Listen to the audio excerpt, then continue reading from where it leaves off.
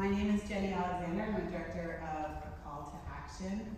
And I just want to point out that our editor, James Rubenbeck, is here, as well as Joanna, who did the graphics. I'm Sabrina Inez. I'm the co-producer of A Call to Action, along with Jenny.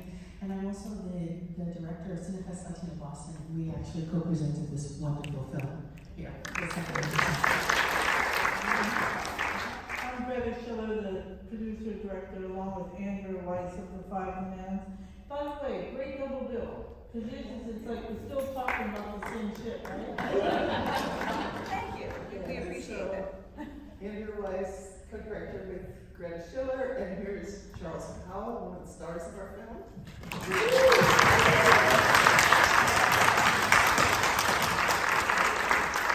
First of all, I love your film. I couldn't have asked for it. And if you join us in continuing when we show this to give that prelude, because you set the table. And thank you so much. And thank you, Rox.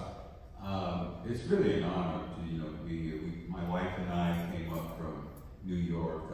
We don't get up to Boston, that often. And thank you for having us. And thank you all for coming out to support this film that I believe has current relevance to exactly what's happening. We're hoping that some of our colleagues from Harvard would be here. As you know, those two cases that are before the United States Supreme Court. I spent the better part of now almost 50 years as a civil rights lawyer fighting those cases all the way to Baki in the 70s, all the way up through the current cases. And our children are at risk, our future is at risk. It's not about diversity and I hate that term, diversity and inclusion. It's about human rights. It's about right. That's what your film talked about, and that's what this film is about. And thank you so much for having us.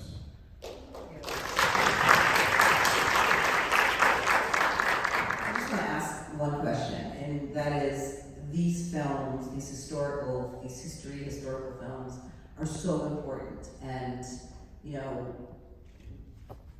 for our festival, for ROXFILM, it's really important for us to bring them forward because you guys are sharing information that is often lost, and we have to unearth it with cancel culture and all these other things. And you talk about it, a lot of this is relevant today. I'm sitting there writing down notes about the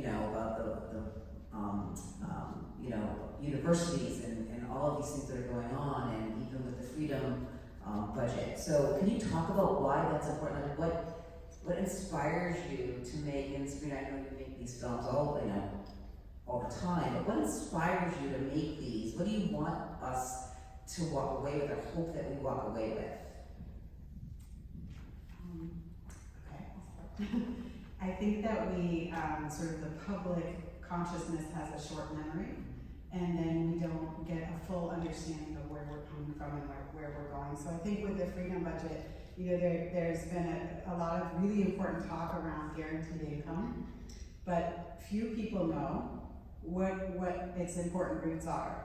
And we kind of learned about it through Andrea and thought it was sort of this new concept, but really it wasn't. And it had come out of the civil rights movement, and it was so important to me that Philip Randolph and Byron Rustin were kind of acknowledged, and Philip Randolph coming from the labor movement. And so I think that these films are important so that when we talk about basic income, we can actually look back and see what they were speaking about and understand a more holistic approach to guaranteed income. So, I would say, yes, I agree, but Greta and I we've had a long career making films about sort of chapters in history that have not just been kind of overlooked, but actually suppressed, kind of deliberately erased. So this comes out of a whole, lifetime of doing this kind of work, but is this on? Yeah. Anyway. But aside from the importance of knowing the history you present or the history we present, in addition to the importance of people knowing our history, so we know who we are, where we came from, etc., there's something else about this film that really motivated us when we heard this story, because people feel a lot of despair and hopelessness, and here was just this kind of small group of students who, as Charles says in the film, thought it was going to be this symbolic, 1 or 2 hour gesture.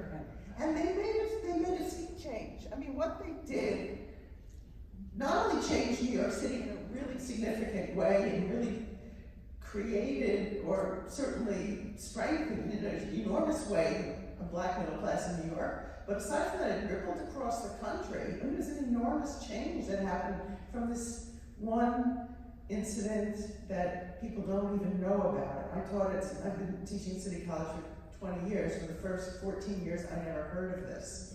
And Greta actually went to school under open admissions and never heard of it. So, it's inspiring to know that, like, ordinary, kind of everyday people can have a huge impact, can band together and have a huge impact. And we have to remember that today when we're feeling a lot of hopelessness. Although I wouldn't say they were ordinary people. I would say that they were incredibly, remarkably articulate, and that was one of the things when we were doing the research and talking to the activists who actually led this movement. I was always blown away with just how smart, articulate, passionate, and still committed after this, after 50 years.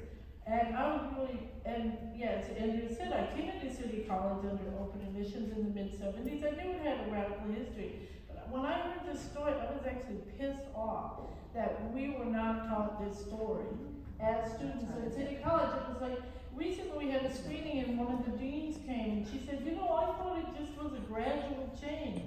I didn't know there were actually demands for, as he's a diversity, we gotta find a new word, for inclusiveness, let's say.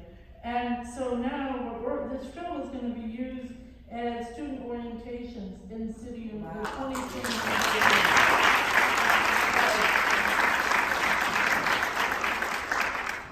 No, I want to just clarify. I mean, I was just saying I don't like those terms. I think they're significant. I think it's important. I just wish there was a better way for us to humanize this reality. One thing I would say, and I see some young people, in the audience, and when we have these talkbacks, I always want to remind folks that we were teenagers. I was 19 years old. But all of these movements were done by teenagers. Yeah. Right? Yeah. Right. So I think that's really important too. That's a really important point to make, that you might have been teenagers, but all of these civil rights movements, SNCC, all of these people are all teenagers. Yeah, we had to grow up that's all I was saying. A lot of us sacrificed our college years. I mean, I love, the fact that you can look forward to, and any of, especially young folks, those are great 4 years, right? Or 6 years, or however long it takes. But those are some of the best years of your life. We gave that away.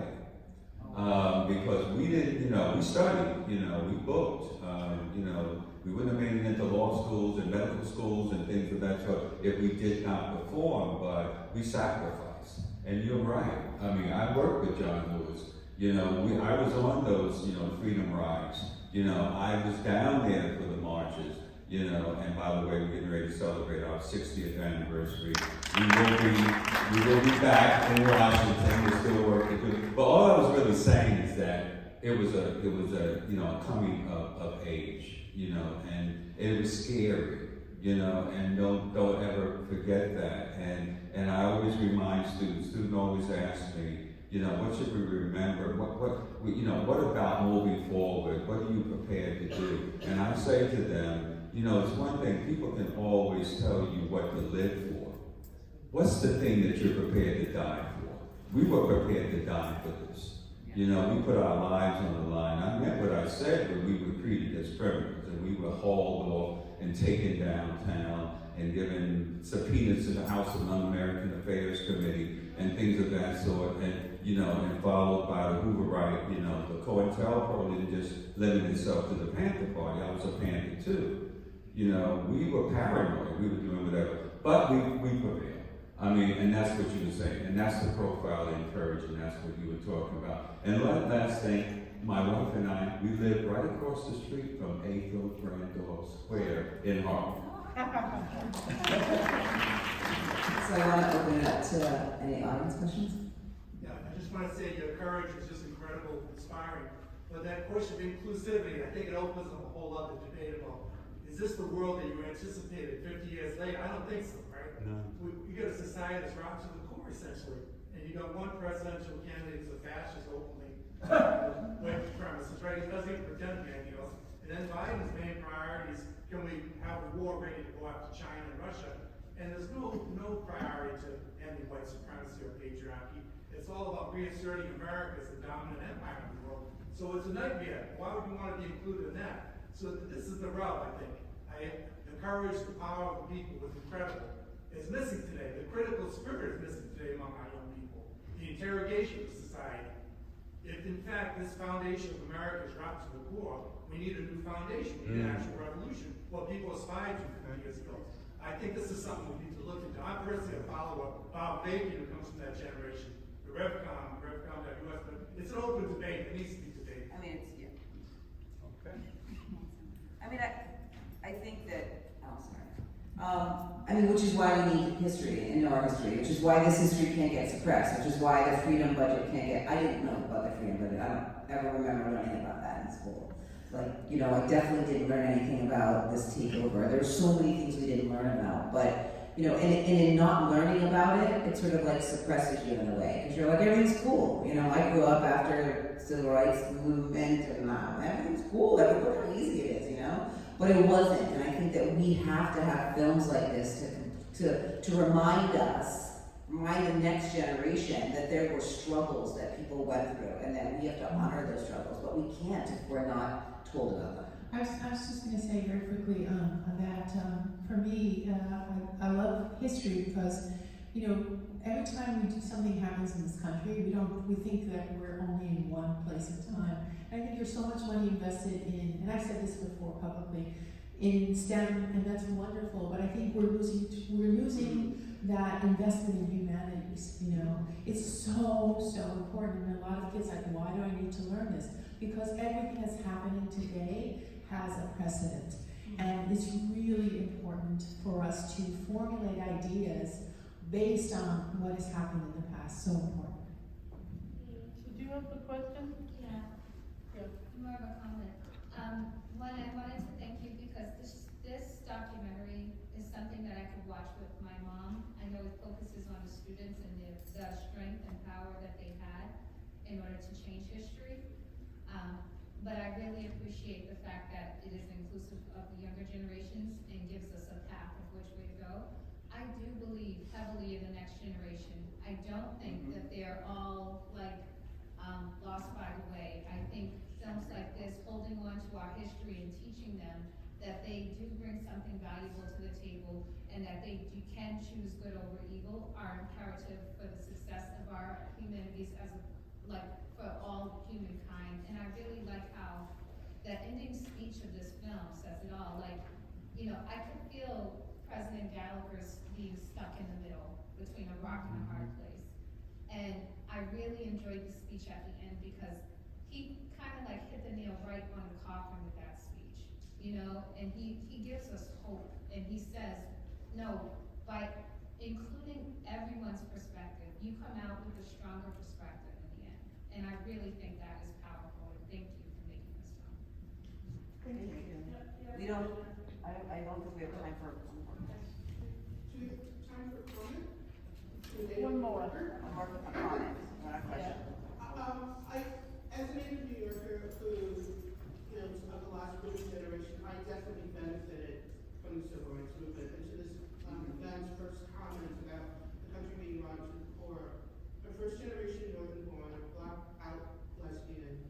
I grew up in New York at a time when school systems were free, when your class trip was to a Broadway show, where there was opportunity. And granted, you had to seek that out sometimes, or your parents. And my mother did stuff that I don't really know how she got it done. I just know that I have a master's degree. My sister studied classical music in Princeton, New Jersey. I have other family members who've done well and others who haven't. The promise of this country is opportunity.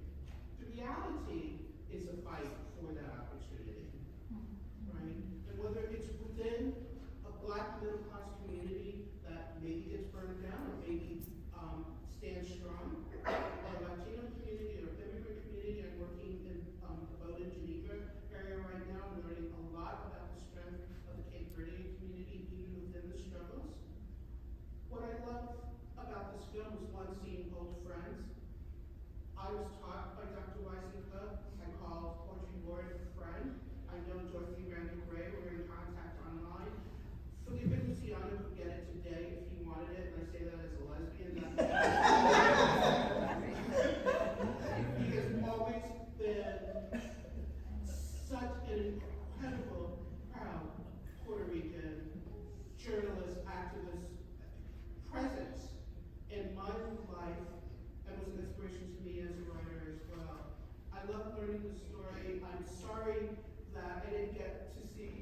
Professor Joe Nesso, who was a part of the Sikh program at Queens Community College.